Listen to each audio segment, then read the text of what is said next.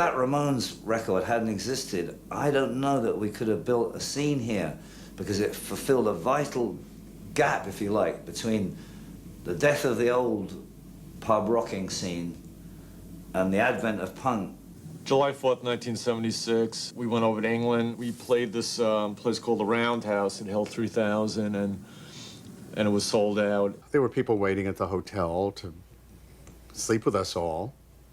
You know, I mean, you can tell it's pretty good if you got people lined up to fuck the roadies and the managers. You know, during the sound check that day, all these kids came over to us and told us how we were responsible for turning them on, basically, for them to go out and form their own bands. Everyone who was in a kind of band, who was going to be in one of the UK punk bands, was there at the show. I think there must have been about 60 people in the audience, which is like sort of nobody, but everyone formed a band, you know. They kick-started the whole thing in a big way. Stranglers, the Pistols, and the Clash, the Damned. We knew how to get to the backstage window, and so when the Ramones were getting ready to do their concert, I was there, Simo, Jonesy, some of the Sex Pistols. We were in the back alley and we threw a rock at the window. I think Johnny Ramone stuck his head out and went, "What?" And we went, "Hey, this is the Clash and this is the Pistols, and we need to get in." And so they kind of formed a sort of human chain and pulled us up through this window. And that was the first time we met him, and it was just a really great punk rock moment. Yeah. Johnny Rotten, I didn't know who he was. He's trying to come in on a side door. He says he wants to meet the band, but he's afraid. He's asking me if he comes in and meets the band, will they beat him up? Everybody thinks that the Ramones are a gang from the Bronx or something like that. Paul Simonon wants to know, gee, you're so big, you sold this out, and we're from England, and we haven't even performed yet because we're not good enough. And Johnny said, "Oh, wait till you see us, we stink. You don't have to be good, just get out there and play." Hi everybody, it's great to be here tonight. Happy 4th of July.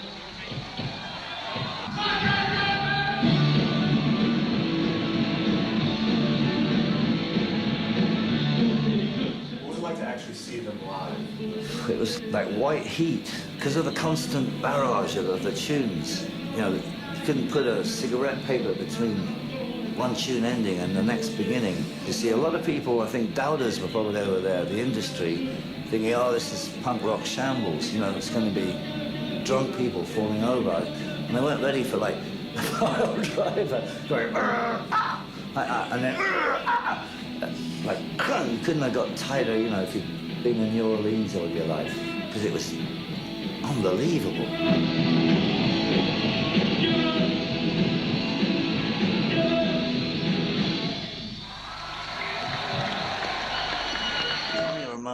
Joey Ramone and Dee Dee Ramone. It's kind of, I often think of it like how miraculous is the Beatles were like 4 guys lying around in Liverpool after the war, and these 4 guys made such a, it seems like almost like the hand of God had to been in there and got them to meet each other. I think it's similar about the Ramones, because it took a lot of intelligence to make something like that. The more I think about it, the more I'm sure that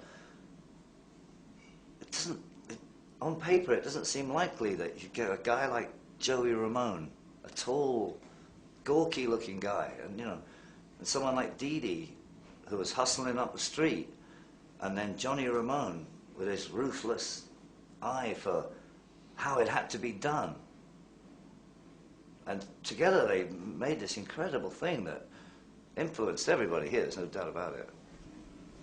A lot of people who don't understand rock and roll can't see that, because I think it's a very deep spiritual thing, rock and roll, and some people think, well, it doesn't matter what you wear, but at the bottom of it, it's all show business in the best sense of the word. Like, if you want to get to someone's head, you've got to put on a show, and that means everything's got to be right, and Johnny Ramone is probably, I wouldn't know, but I would put money on that. He's a ruthless taskmaster, you know. I bet in the rehearsal room it was, "No! You know, stop that! Not that!" You know, it took a lot of hard work to make that, and also they knew that they all had to look the same. I mean, that they knew it was an incredible, that would finish off the audience. Not only was the music great, but the visuals as well. I mean, they knew that that was part of rock and roll, was because we want to see unity on the stage. You know, that takes us out of our individual sort of wandering around in life, bumping up against obstacles, or like not getting anywhere. People like to see something that's four guys. That's why groups are so powerful, or people love them so much.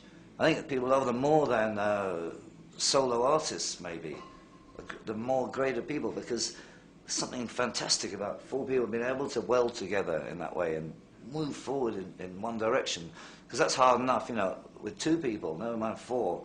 And mathematically, it must be increasing the chances of arguments by millions every time you add another person to the unit. And so people like to see that, because it makes us think better of ourselves as a species. You know, I think Ramones gave the youth of the world a lot of self-respect. We learned a lot off the Ramones, how not to muck around on the stage. I mean, there are multiple things, I think, that we learned from the Ramones, but that's one. When a Ramones number started, it started there. When it ended there. And they didn't spend hours shambling around, scratching themselves, or, you know, there's a lot of this casual behavior is considered cool now, yeah, but I wonder if it's rooted in cool or it's rooted in just ineptitude. I think that they're getting away with it.